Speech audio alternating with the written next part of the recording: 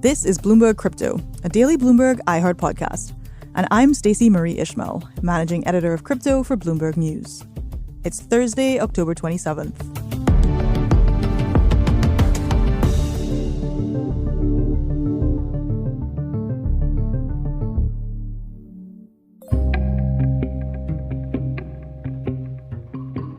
Let's say you're a crypto startup trying to raise money from venture capitalists. All things being equal, you'd have done decently well in 2020, ridiculously well in 2021, and not bad at all in the first half of 2022. But right now, maybe not so much. Bloomberg reporter Hannah Miller joins me to discuss what's happening with crypto VCs and the startups who need them. I think for a lot of VCs, they're seeing this as an opportunity for talent to step in that's maybe more experienced. Welcome back, Hannah.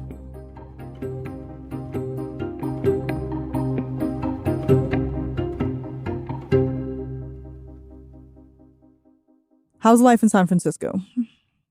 Life in San Francisco is great. October's always kind of summery here, so it's actually been warm temperatures as of late.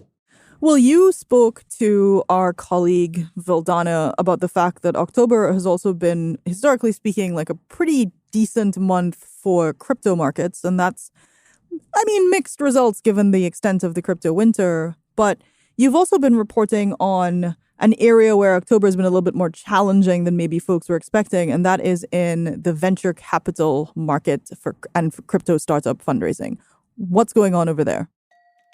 Yeah, so I got some data from PitchBook looking at venture capital funding in the third quarter of 2022 compared to the same period in 2021. And it's a steep drop. It's a 37% decline to $4.4 billion in venture funding for crypto startups.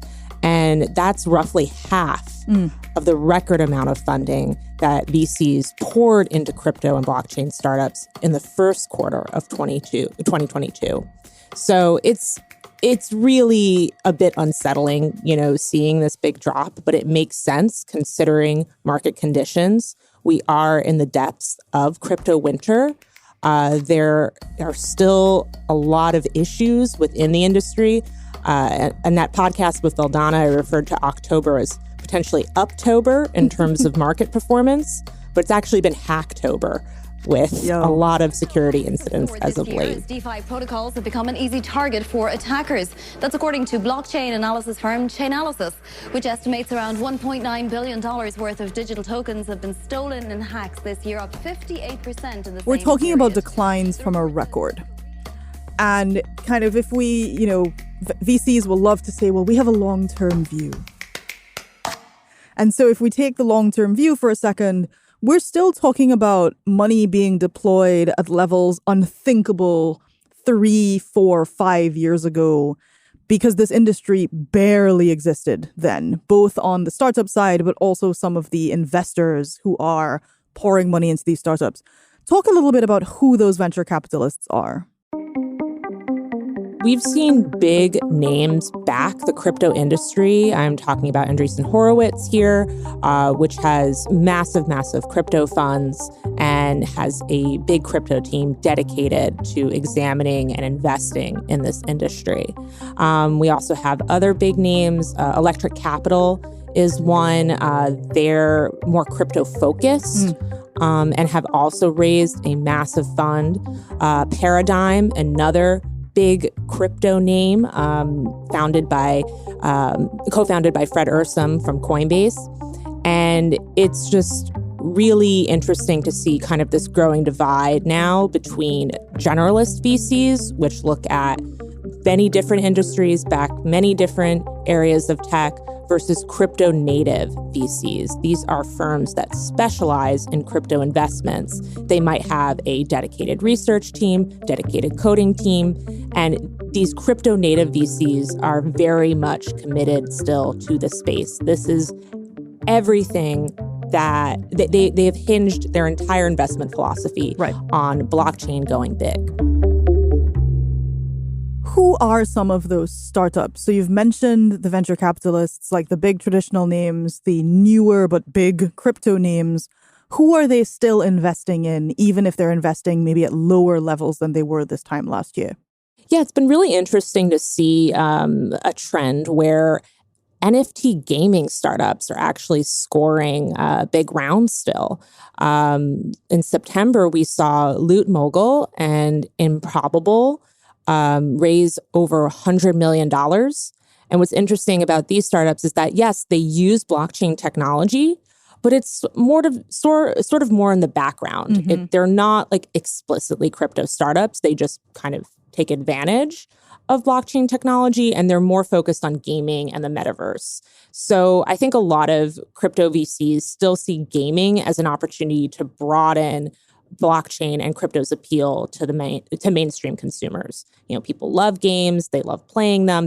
It's a lot more accessible than something like a complicated DeFi platform that might be prone to hacks and bankruptcies. I mean, it's so interesting that what we're essentially talking about is people doubling down on one of our go-to phrases here on this podcast, the underlying technology, as opposed to some of the buzzier applications built on top of that technology. 100%. Yeah, it's all about infrastructure and picks and shovels. So we have seen investments raised for companies that are still building on L1 blockchains, or even companies that kind of help bridge the gap between Web 2 players and Web 3. So I recently wrote about a company called Stardust that does that for gaming. Now, when you talk about L1 blockchains, we're talking like, as you say, the picks and shovels, like the Bitcoins, the Ethereums, right? Like those sort of fundamental things. But we've also seen folks like Animoca raise money, blockchain.com. How are they still fundraising in this environment? I mean, is it because Animoca is partly a gaming play? Is it something else? Yeah, Animoca is, it does fall into that gaming space. The last round they had was flat. So it wasn't necessarily a down round. I spoke with Yatsu, who founded Animoca, and he really gave a very rosy picture of what's happening with his company. He is still very much interested in eventually going public. He is very excited about what lies ahead for blockchain gaming. And he really thinks that crypto winter hasn't actually come for gaming right now. And then you mentioned blockchain.com. So they were looking to raise a down round recently. And we've seen, some shifts there. They just recently did a strategic financing round. So it's kind of been interesting to see what's going to happen with that company. They did have a layoff recently. There are two sort of concepts there which seem to be really important in the context of crypto winter especially. The first is a down round. When folks talk about a down round, it's often like, oh my God, he raised a down round. But like, what is it exactly? Yeah, so that's referring to the valuation of a company. Companies were raising at these massive valuations last year, really that were, saying that these were unicorns, some of them many times over, meaning that they were worth more than $1 billion. So it's been a real come down this year. We've seen more companies like blockchain.com looking to raise at lower valuations than they were at previously. So the reason people get sort of weird about it is because there's this implied suggestion that you're definitely not worth as much as the last time we had a conversation about fundraising, but maybe you were like never worth that much. We'll be right back with more from Bloomberg reporter Hannah Miller.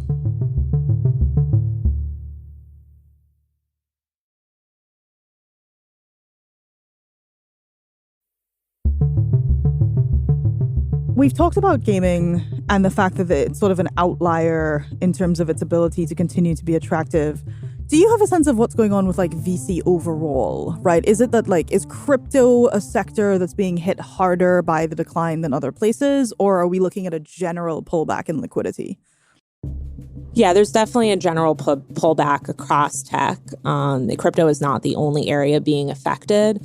The thing is, though, crypto has an extremely high profile as being risky. We see that because of the volatility of tokens.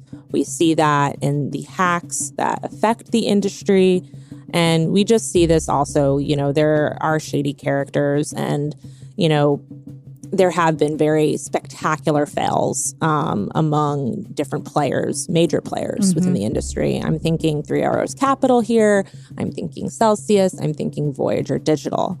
So it's very, I think in some ways the stakes are a bit higher for the crypto industry with this, slowdown, and even with this more broad slowdown. It'll be interesting to see how things shape up. I will say that a lot of the VCs I talk to are still very hopeful about the space, even though they're telling their portfolio companies to buckle down for the next 18 to 24 months, make sure they have enough cash on hand to last crypto winter. They still believe we will come out of this.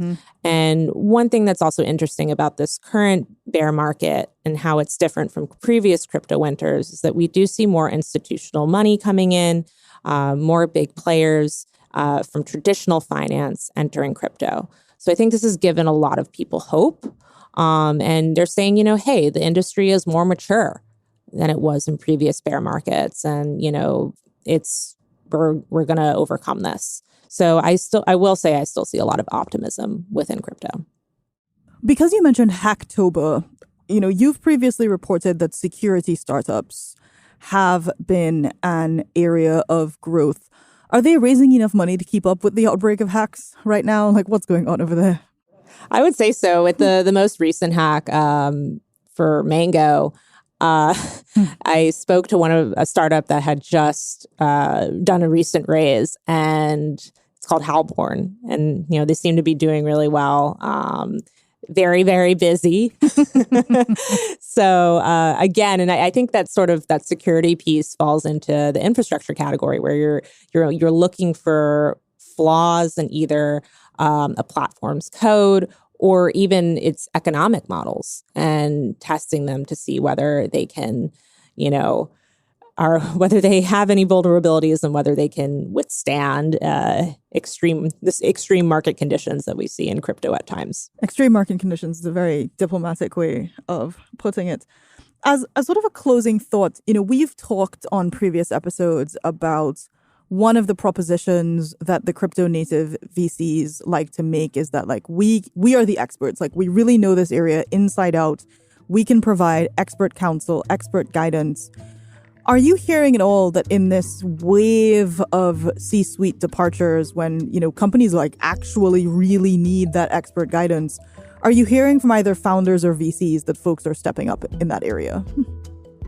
Yeah, no, I think for a lot of VCs, they're seeing this as an opportunity for talent to step in that's maybe more experienced in dealing with growing regulatory scrutiny or, handling a larger company.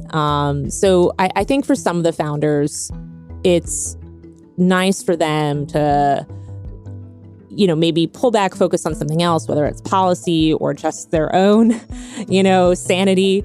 And it's interesting to see whether we're going to have more talent pulled in from traditional finance, whether we're going to see familiar names from big institutional players come into crypto and sort of fill these leadership gaps that have been left. You're making an interesting point about folks coming in to be, we've called them in the past the adults in the room.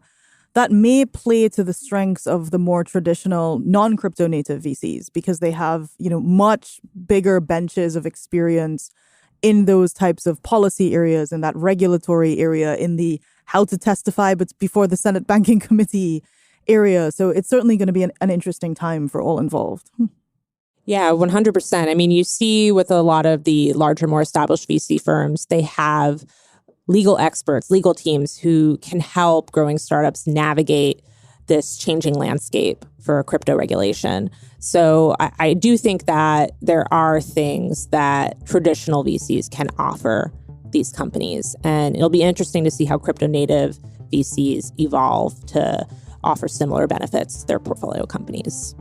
Terrific. Well, Hannah, I'm sure we'll have you back on the show soon, and have a great rest of your San Francisco summer. Thank you. Have a good one. You can find more of Hannah Miller's reporting on the Bloomberg Terminal on Bloomberg.com or follow her on Twitter.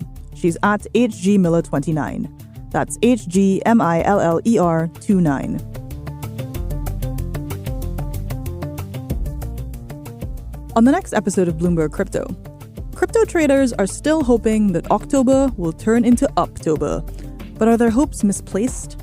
And what's the effect of all this looming regulation on sentiment? Oh, and have you heard about some guy named Matt Levine? All this and more on the next episode.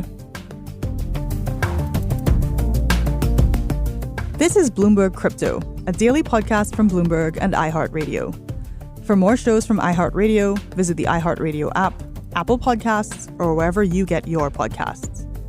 Send us your comments, questions, or suggestions for the show to crypto@bloomberg.net, or find us on Twitter, we're @crypto. The supervising producer of Bloomberg Crypto is Vicky Vergolina. Our senior producer is Janet Babin. Our producers are Mohammed Farouk and Sharon Barrero. Our associate producers are Ty Butler and Moses Undum. Desta Wonderad is our engineer. Original music by Leo Sidran. I'm Stacey Marie Ishmael. We'll be back tomorrow.